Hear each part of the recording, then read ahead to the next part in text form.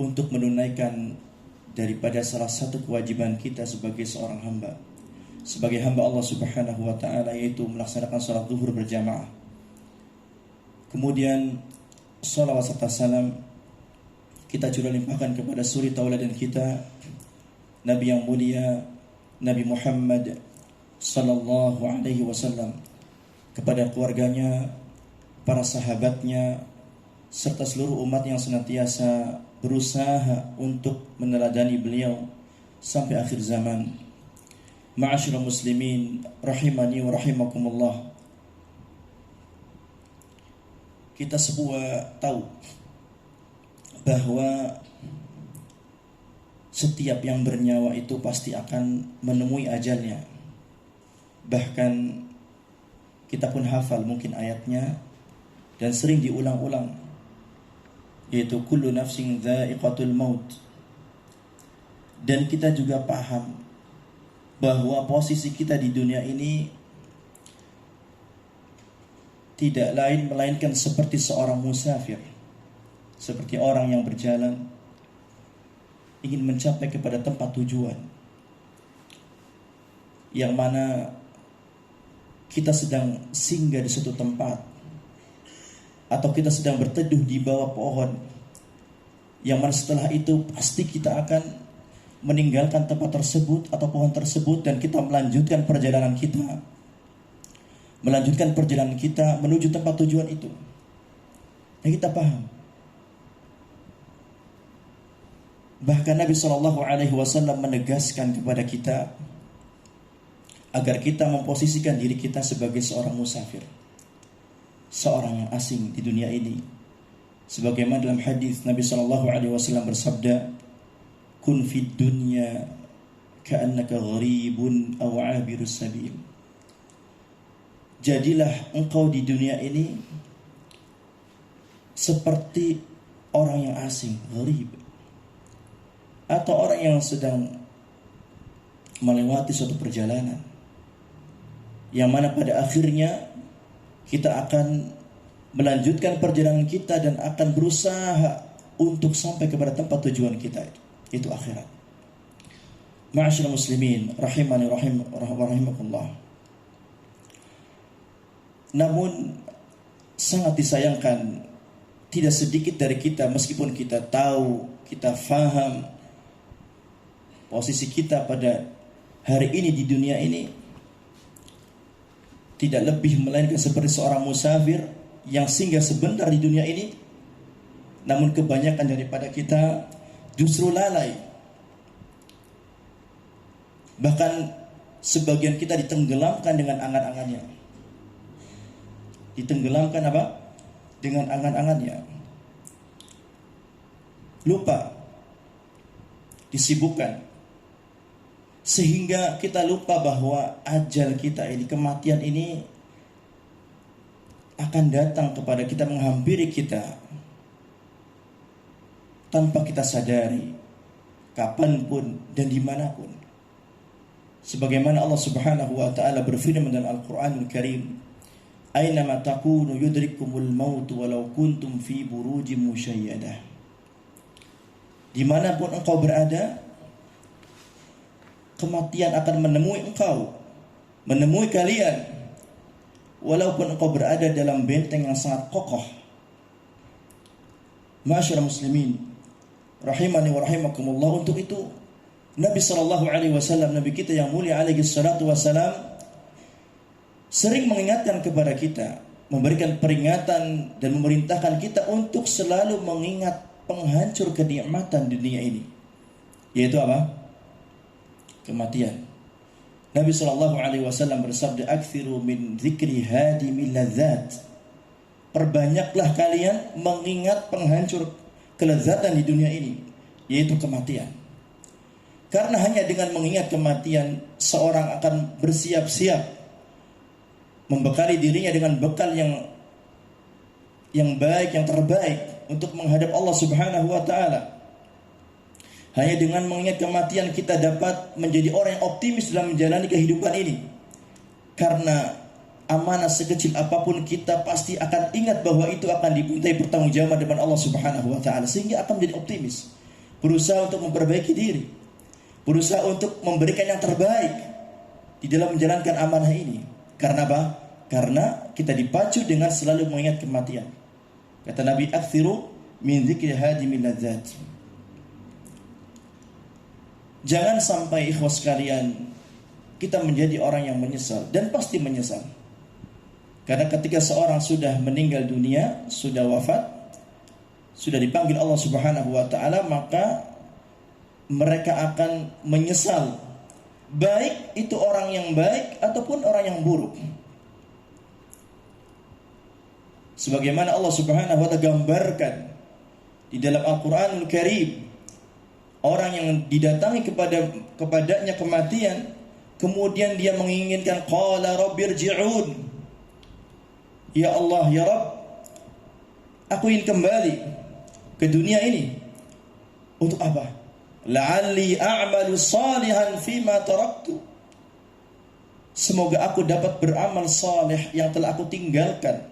Diberikan kesempatan oleh Allah untuk bisa beramal saleh, kita lalai dan tinggalkan kesempatan itu. Sehingga yang ada hanyalah penyesalan ketika apa? Ketika Allah Subhanahu wa taala sudah panggil kita. Kita hanya tinggal sekedar nama. Namun Allah Subhanahu wa taala bantah. Kalla innaha kalimatun huwa qailuha. Itu hanya sekedar kata yang diucapkan dan tidak mungkin akan terrealisasi. Ketika seorang sudah dicabut nyawanya Allah Subhanahu wa taala, tidak mungkin, mustahil seorang akan dibangkitkan lagi di dunia ini, hidup kembali. Mustahil. Orang yang buruk, dia berangan-angan ingin berbuat baik, bertaubat kepada Allah.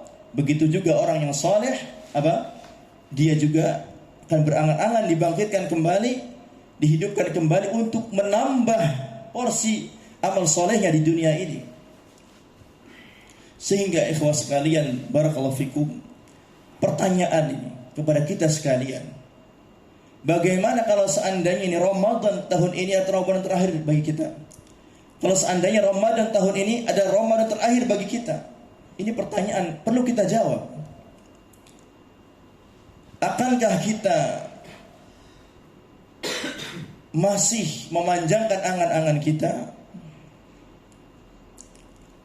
Akankah kita masih berleha-leha untuk tidak memanfaatkan amanah yang Allah berikan kepada kita?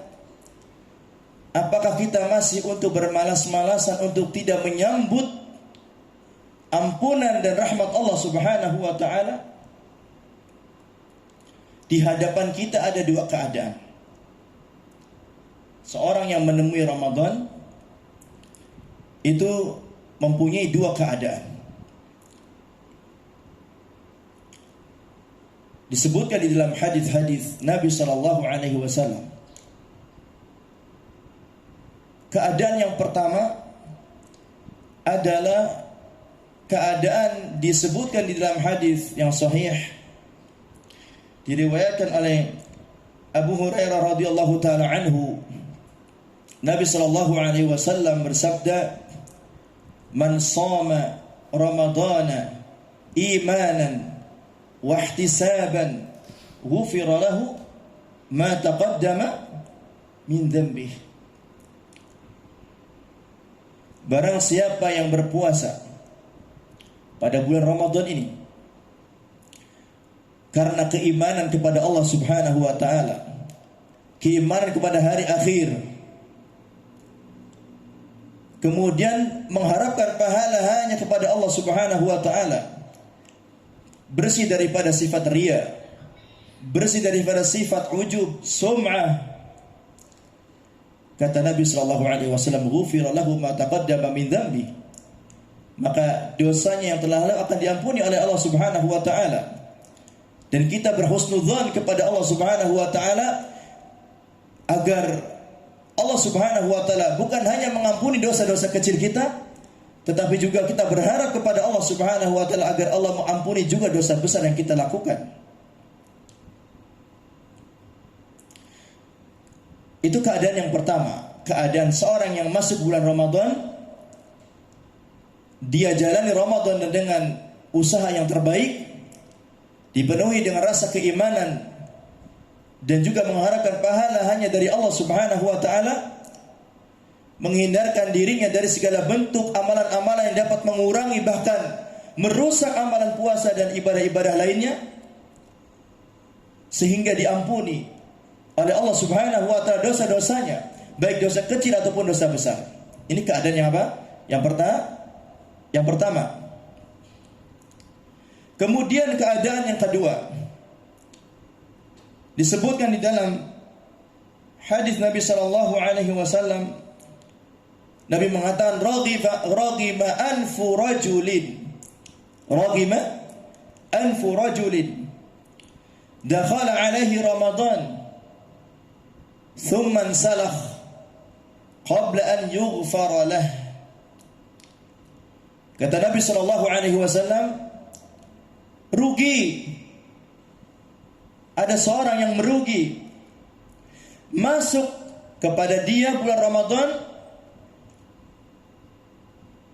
kemudian Ramadan berlalu, thumman salakha, namun keadaannya masih tetap, dosa-dosanya masih tetap, bahkan mungkin lebih menggunung dibandingkan sebelum datangnya Ramadan.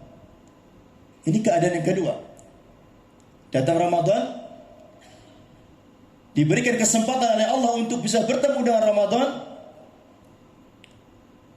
namun keluar Ramadan, namun apa? Dosanya masih tetap, bahkan lebih menggunung dibandingkan apa? Dosa yang telah sebelumnya, sebelum ketika datang Ramadan. Waliyadzubillah, na'udzubillahi min dzalik. Ini keadaan yang kedua. Maka para jamaah sekalian rahimani wa rahimakumullah, itu semuanya kembali kepada diri kita. Allah Subhanahu wa taala telah berikan kita kesempatan untuk masuk ke dalam bulan Ramadan. Alhamdulillah, ini nikmat yang sangat besar. Nikmat yang sangat besar yang Allah karuniakan kepada kita para ikhwas sekalian adalah Allah berikan umur panjang sampai kita bertemu dengan Ramadan. Bahkan kita sudah masuk ke dalam hari yang ke-6 ini. Kemudian di depan kita ada dua keadaan tadi. Kita pilih. Apakah kita mau menjadi golongan yang pertama atau yang kedua? Mana yang kita mau? Apakah kita ingin menjadi orang-orang yang masuk bulan Ramadan, Allah berikan kesempatan untuk berpuasa, qiyam, sedekah, kemudian Allah ampun dosa-dosa kita? Ataukah kita pilih keadaan orang yang kedua? Allah kasih kesempatan umur yang panjang, bertemu dengan Ramadan, menjumpai puasa, mendapati tarawih, mendapati sedekah. Namun sangat disayangkan, Ramadan hanyalah Ramadan, dosa kita masih menumpuk dan menggunung seperti semula, belum tidak berubah, tidak diampuni oleh Allah Subhanahu wa taala. Maka itu yang menjawab kita. Kita yang bisa menjawab. Maka apa? Maka penting bagi kita merenungkan dan mengandaikan kalau seandainya Ramadan yang kita temui pada tahun ini adalah Ramadan yang terakhir. Bahkan bagaimana kalau seandainya pekan pertama Ramadan atau 10 pertama Ramadan ini termasuk Ramadan terakhir bagi 10 pertama terakhir bagi kita. Maka kita harus sadari sekali lagi bahwa nikmat diberikan umur yang panjang oleh Allah Subhanahu wa taala, berjumpa dengan bulan Ramadan yang mulia ini adalah suatu nikmat yang sangat besar yang Allah berikan kepada kita. Kalau kita ingat-ingat lagi, sebelum Ramadan mungkin kita pernah berbincang-bincang, pernah ngobrol dengan tetangga, kerabat, ya, teman kerja. Kita bercerita, berandai-andai kalau kita bertemu dengan Ramadan. Namun pada hari ini teman-teman kita itu tinggal hanya nama saja. Sudah dipanggil oleh Allah lebih dahulu dibandingkan kita. Ini sekarang kita diberikan kesempatan oleh Allah Subhanahu wa taala untuk merasakan Ramadan tahun 1446 Hijriah ini. Apakah kita akan sia-siakan waktu yang telah Allah berikan? Terserah kepada kita. Kepada kita yang menentukan. Namun Para jamaah sekalian rahimani wa rahimakumullah. Tentu sebagai seorang mukmin yang berusaha senantiasa untuk menjadi lebih baik, yang mengharapkan rahmat Allah Subhanahu wa taala, kita mesti memperbesar harapan kita kepada Allah Subhanahu wa taala. Kita berharap kepada Allah supaya kita bisa menggenapkan dan menyempurnakan Ramadan tahun ini. Semoga Allah Subhanahu wa taala memudahkan kita untuk bisa berpuasa dengan sebaik-baiknya. Semoga Allah Subhanahu wa taala memudahkan langkah kaki kita untuk bisa kuat melaksanakan salat qiyamul lail sebulan penuh tanpa tertinggal satupun. Semoga Allah Subhanahu wa taala memudahkan kita untuk mengeluarkan sedekah di sela-sela bulan Ramadan ini sampai akhir kita tutup dengan membayar zakatul fitr, zakat fitrah. Di dalam sebuah hadis yang dikeluarkan oleh Al-Imam Ibnu Majah, diriwayatkan oleh sahabat Talha ibn Ubaidillah radhiyallahu taala anhu, menyebutkan suatu kisah. Ada kisah, ada dua orang dari salah satu kabilah ataupun suku di kota Madinah mendatangi Nabi sallallahu alaihi wasallam,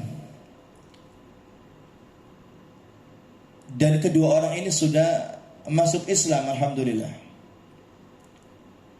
Kemudian salah satu dari dua orang ini adalah orang yang sangat bersemangat, bersungguh-sungguh dalam beramal.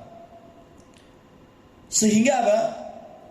Laki-laki yang bersemangat ini mengikuti peperangan, salah satu peperangan, berjihad fisabilillah, sehingga ditakdirkan oleh Allah untuk wafat syahid dan menjadi syahid di medan pertempuran tersebut. Adapun satu orang yang lain ini, satu orang lain temannya ini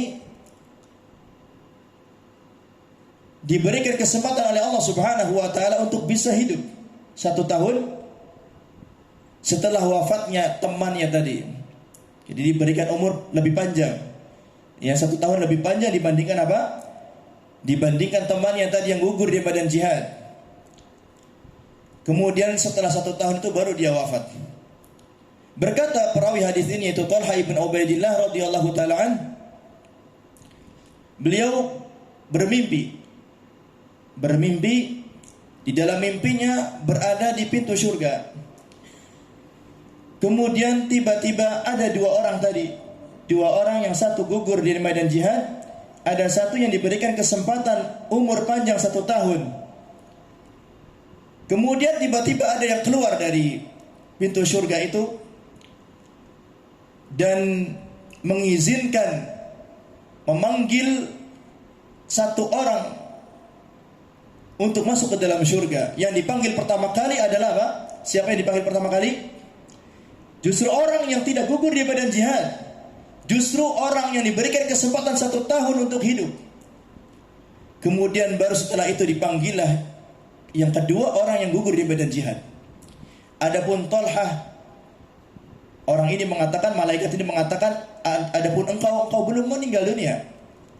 Kemudian apa? Talha pun menceritakan mimpinya itu di pagi hari kepada para sahabat yang lain. Kemudian apa? Kemudian ketika diceritakan kisah tersebut, para sahabat pun terheran-heran, kok bisa? Kenapa yang masuk surga ini justru yang bukan wafat dalam medan jihad? Kenapa yang masuk surga lebih dahulu justru orang yang diberikan umur panjang 1 tahun lebih dibandingkan orang yang wafat tadi, orang yang syahid tadi? Kemudian dilaporkanlah berita ini kepada Nabi sallallahu alaihi wasallam. Ketika Nabi sallallahu alaihi wasallam dikabarkan tentang kabar ini, kemudian Nabi mengatakan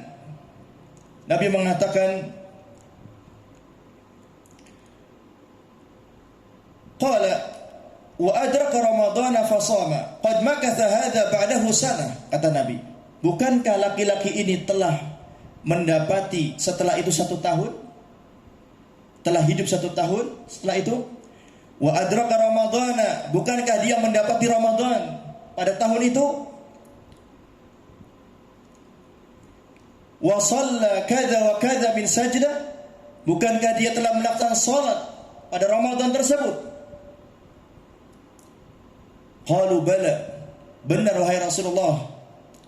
Kemudian Nabi sallallahu alaihi wasallam mengatakan, "Fama bainahuma ab'adu mimma bainas sama'i wal ard." Jelas kata Nabi sallallahu alaihi wasallam. Tentu perbedaannya antara langit dan bumi. Antara orang yang apa? Orang yang menemui Ramadan, dia puasa, dia salat, dia sedekah, dia beramal, tentu mempunyai keutamaan yang sangat besar. Nah ini para jemaah sekalian, rahimani rahimakumullah, hadis ini menunjukkan keutamaan orang yang menemui Ramadan.